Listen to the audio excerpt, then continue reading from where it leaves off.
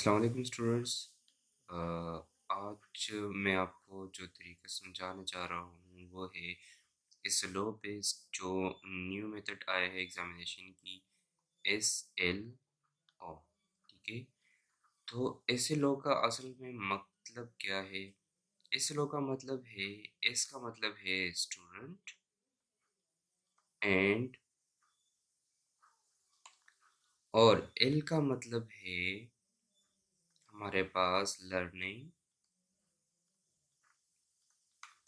ठीक है, और साथ में जो ओ है इसका मतलब है आउटकम।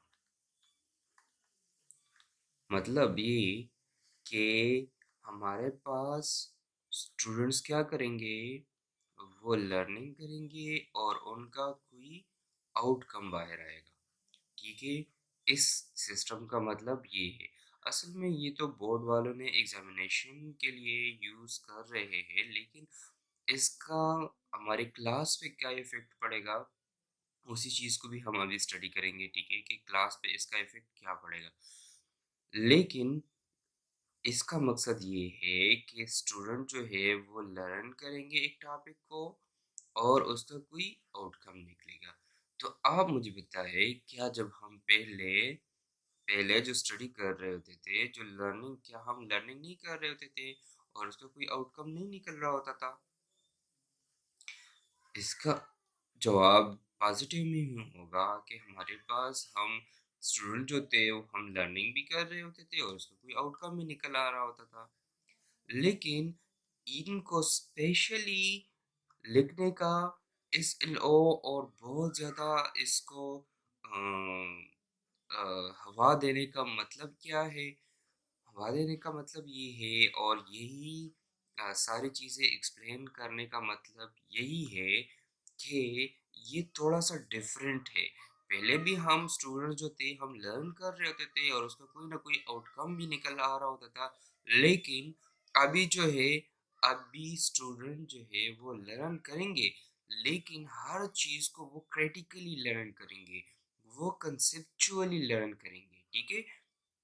वो एक टॉपिक को अगर उसको कंसेप्चुअली लर्न करेंगे, ठीक है?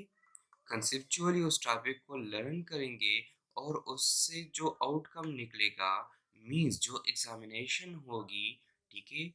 जो एग्जामिनेशन होगी, जो एग्जाम्स लिए जाएंगे, वो हमारे पास जो आउटकम होगा वो कंसेप्चुअली जिसने स्टडी किए हैं वही एग्जाम में ज़्यादा स्कोर करेगा।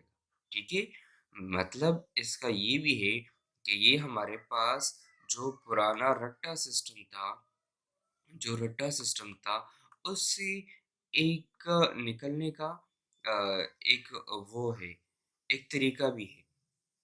ठीक है, उससे निकलने का एक तरीका भी हम कह सकते हैं, एक सिस्टम कह सकते हैं कि हम पुराना रट्टा सिस्टम से निकलने का एक तरीका है। लेकिन इसमें भी रट्टा हो सकता है। ठीक है, अब मैं आपको बताऊंगा कि ये जो SLO बेस्ड एग्जामिनेशन है, ठीक है, जो SLO बेस्ड एग्जामिनेशन है, ये इसमें और दूसरे एग्जाम में क्या फ़र्क है, या अगर इधर हमारे पास कोई क्वेश्चन आ जाए तो क्या हम उसको उस तरीके से सॉल्व नहीं कर सकते जो पहले हम सॉल्व कर रहे होते थे? इसी चीज़ को हम अभी क्या करेंगे, स्टडी करेंगे। ठीक है, तो चलते हैं। एक बोर्ड का पेपर मैंने लिया है, पेपर नहीं सॉरी, उनका जो उन्होंने सैंपल दिए हैं उसको मैंने उठाया है, और उसी चीज़ को थोड़ा-सा हम देखते हैं और उसके बारे में थोड़ी-सी डिस्कशन हम करते हैं अभी। तो चलो, ये है हमारे पास जो एक बोर्ड है, जो हमारे पास बनू बोर्ड है, उसका एक पेपर है हमारे पास ये वाला। ठीक है, इसी पेपर को हम क्या करेंगे, हम डिस्कस करेंगे। पेपर नहीं है लेकिन एक पैटर्न है। ठीक है, एक पैटर्न है हमारे पास। अच्छा, आपके पास जो शीट होगा, जो पेपर का शीट होगा, जो पेपर की बुकलेट आपको मिलेगी, वो कुछ यूँ होगी कि आपको इन्होंने क्या दिया है, आपको इन्होंने ये दिया होगा इस तरह का शीट, उसमें इस लकीर से ऊपर आपने कुछ नहीं लिखना। इधर एग्जामिनेशन जो है वो एनुअल 1 है, ठीक है। आपका एग्जाम कौन सा है, एनुअल 1 है कि नहीं, एनुअल 2 है, जो भी है वो आपने लिखना है, डेट लिखनी है, ठीक है। इसके बाद जब हम अगर हम इसके बाद नीचे आ जाए, ठीक है, थोड़ा सा, तो इसमें नीचे आ जाए और देख ले, तो अच्छा, इधर आपने अपना रोल नंबर लिखना है। फॉर एग्जांपल मेरा है रोल नंबर जो मेरा है वो है 4।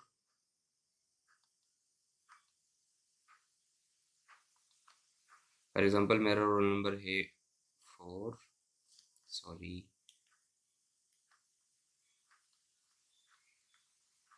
4 2 3 1 5 6। तो मैं क्या करूँगा, इधर आके मैं 4 को शेड करूँगा, ठीक है, और इसके बाद 2 को मैं शेड करूँगा। मेरे जो शेडिंग है वो थोड़ा सा सही नहीं आ रहा क्लियर, मतलब सर्कल के अंदर, लेकिन यू कैन कंसिडर इट, ठीक है, कि हमने इस तरह की शेडिंग करनी है, ठीक है। 4 2 3 और इस लाइन में 1 और इस लाइन में फिर 5 को मैंने शेड करना है और इस लाइन में मैं 6 को शेड करूँगा, ठीक है। तो मेरा रोल नंबर जो है वो कंप्यूटर जो है जब कंप्यूटर के सामने रखेगा तो वो इजीली स्कैन कर सकता है। इसके बाद आपने सब्जेक्ट्स फिल करनी है कि आपकी पेपर कौन सी है। अगर फिजिक्स का पेपर है तो आपने फिजिक्स का पेपर ही फिल आउट करना है, ठीक है। इसके बाद क्लास कौन सी है, आपका 9th है 10th है जो भी है वो आपने साथ में लिखना है, ठीक है। अच्छा, नीचे अगर हम आए और इधर देखें, तो इधर आपने इस लकीर से नीचे फिर कोई भी चीज़ नहीं लिखनी और स्पेशली फिर इसके बाद तो कुछ भी नहीं लिखना। क्यों? क्योंकि ये जो लाइन है, ये जो लाइन है, इस लाइन के नीचे ये एक नंबर है, सीरियल नंबर है, ठीक है। और इसी नंबर को जाके कंप्यूटर स्कैन करेगा और उसके साथ आपके इंफॉर्मेशन सारे के सारे आ जाएंगे, ठीक है। अगर इधर कोई आपने बल पॉइंट वगैरह यूज़ किया तो कंप्यूटर जो स्कैन करेगा वो साथ में ये नंबर भी स्कैन करेगा और उसकी वजह से आपका पेपर ख़राब हो सकता है, ठीक है। अच्छा,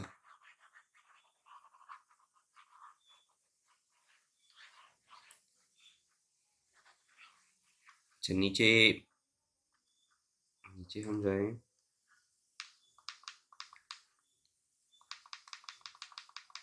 अच्छा, ये एक शीट होगा, ठीक है, ये एक सैंपल जो एक शीट उन्होंने दिया है ये आपने एम्प्टी छोड़ना है क्योंकि इस पे इधर उन्होंने आपको क्लियरली मेंशन किया हुआ है कि do not right anything over it, ठीक है, आपने कुछ भी नहीं लिखना। अच्छा, अब आपके लिए कुछ हिदायत इन्होंने दी है, कुछ इंस्ट्रक्शंस दी है कि आप बल पॉइंट, क्योंकि यही सब लोगों का यही क्वेश्चन होता है कि सर मैंने बल पॉइंट कौन-सा यूज़ करना है? क्या मैं कौन से कलर को यूज़ करूँ? मैं पॉइंटर यूज़ करूँ या बॉल पेन को यूज़ करूँ? क्या यूज़ करूँ? ठीक है? तो आपने क्या रिकमेंडेड क्या है? ब्लैक बॉल पेन है। लेकिन आप ब्लू भी यूज़ कर सकते हैं, आप कोई और कलर भी यूज़ कर सकते हैं।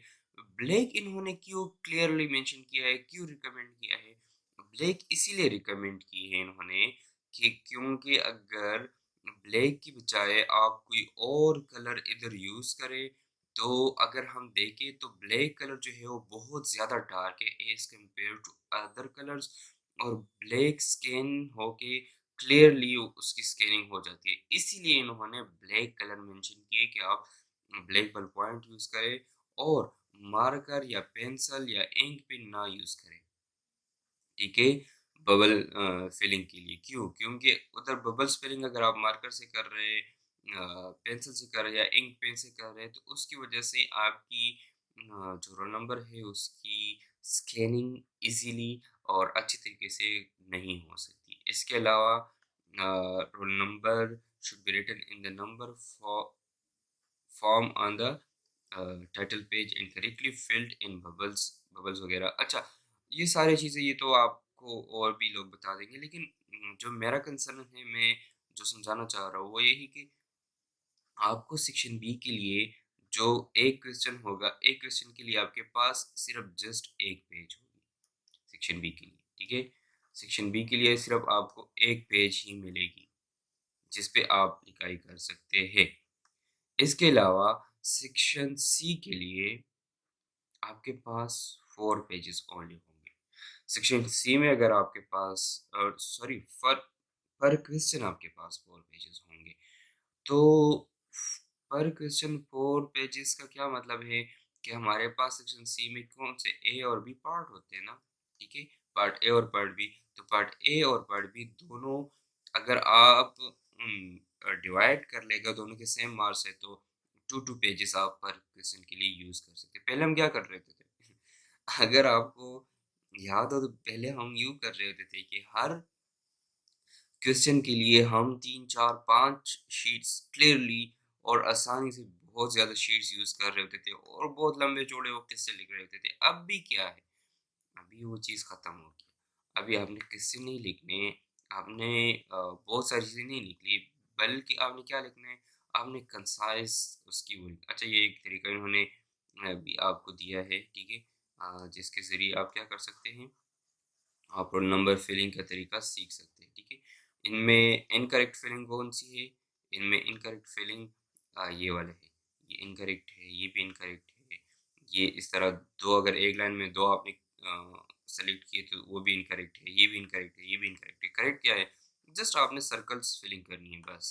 एक रो में सॉरी एक कॉलम में जस्ट 1 रो को आपने क्या करना है, वो फिल करना है, ओके? अच्छा, अब आते हैं क्वेश्चंस जहाँ पे हम लिखते हैं जो आंसर जहाँ पे हम लिखते हैं। फॉर एग्जांपल ये हमारे पास है सेक्शन बी का क्वेश्चन 1। आपको हर क्वेश्चन के लिए, हर शॉर्ट क्वेश्चन के लिए, हर सेक्शन बी के क्वेश्चन के लिए एक-एक शीट दिया गया होगा, ठीक है? हर क्वेश्चन के लिए एक शीट आपको मिला होगा। फॉर एग्जांपल क्वेश्चन 1 है, तो क्वेश्चन 1 आपने जब इधर से आंसर लिखेंगे, ठीक है? तो इधर से स्टार्ट होके आप नीचे जाएँगे और इसी में ही क्वेश्चन 1 को कंप्लीट करेंगे। अदरवाइज़ अगर इस एक शीट में आप ना करें इसको कंप्लीट तो क्या होगा?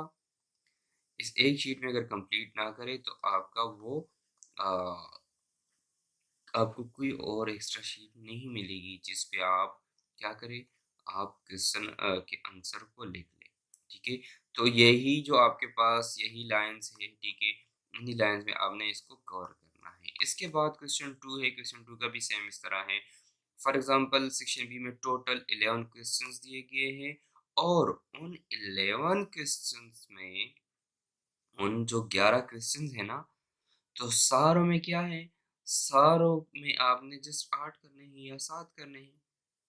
तो it means you have to lift some question in your choice. तो चॉइस में क्वेश्चन छोड़ने के लिए आप क्या करेंगे? आप ये करेंगे, फॉर एग्ज़ाम्पल क्वेश्चन 1 मुझे नहीं आता, मैं क्या करूँगा? मैं इसको लेफ्ट कर दूँगा, इस शीट को छोड़ दूँगा, क्वेश्चन 2 पे आ जाऊँगा, जो पेज है, ये क्लियरली मेंशन किया होगा उन्होंने। इसी पेज पे लिख लूँगा। इसके बाद क्वेश्चन 2 भी नहीं आता मुझे, क्वेश्चन 1 भी नहीं आता, मैं क्या करूँगा, क्वेश्चन 3 इधर लिख लूँगा, ठीक है? क्वेश्चन 3 लिख लूँगा। इसके बाद क्वेश्चन 4, क्वेश्चन 5 हर क्वेश्चन के लिए एक-एक शीट आपको मिला हुआ होगा। ओके? अंडरस्टैंड? इसके बाद ये देखिए 11 क्वेश्चंस के लिए सारे शीट्स वो मिलाएँगे, ठीक है ना? ठीक है? अच्छा, इसके बाद स्टार्ट ऑफ क्वेश्चन 12। क्वेश्चन 12 अगर आप क्वेश्चन पेपर में देखें तो क्वेश्चन 12 जो है ये स्टार्ट होगा सेक्शन सी में।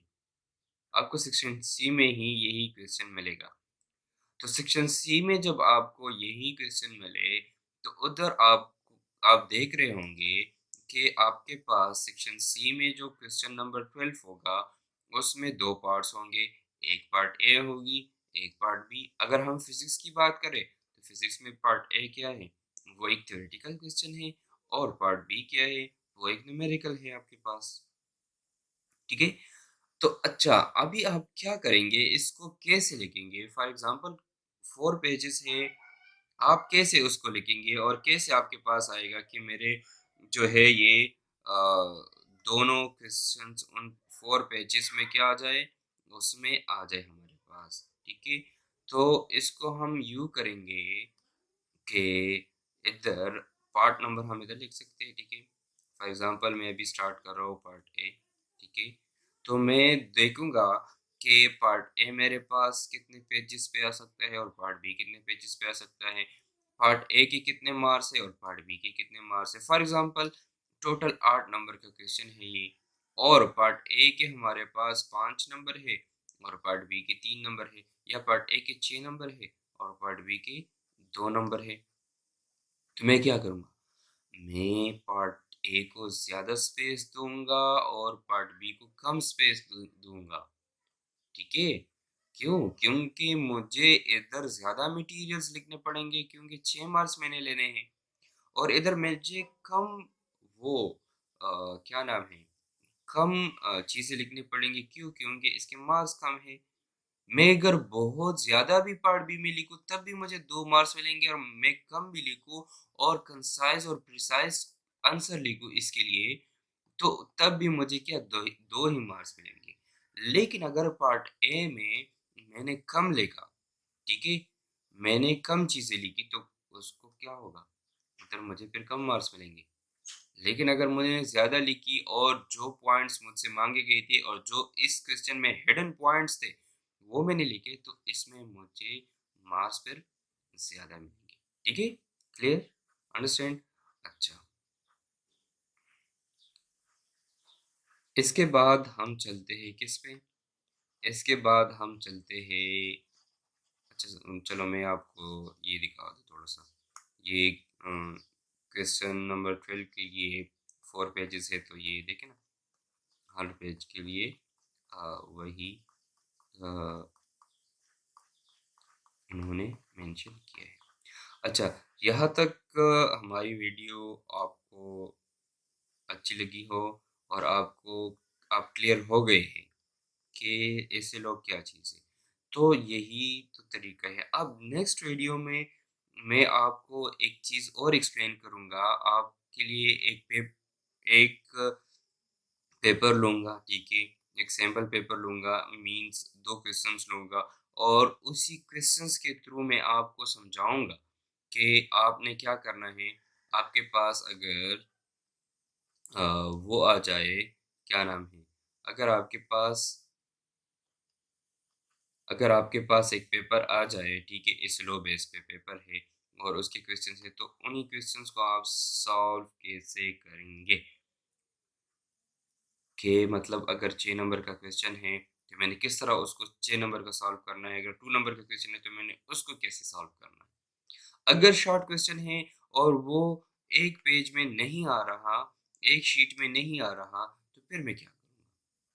इस सब के लिए नेक्स्ट वीडियो का आप इंतज़ार करें। इंशाल्लाह नेक्स्ट वीडियो में मैं आपको ये सारी चीज़ें एक्सप्लेन करके दे दूँगा, ठीक है? और जो हमारे चैनल पे नेक्स्ट वीडियो है, इसके बाद वीडियो आएगी, उसी को आप वॉच कर लें और सीख लें और मार्क्स ले लें और मज़े करें, एंजॉय करें। Okay, thank you so much. Thank you for watching.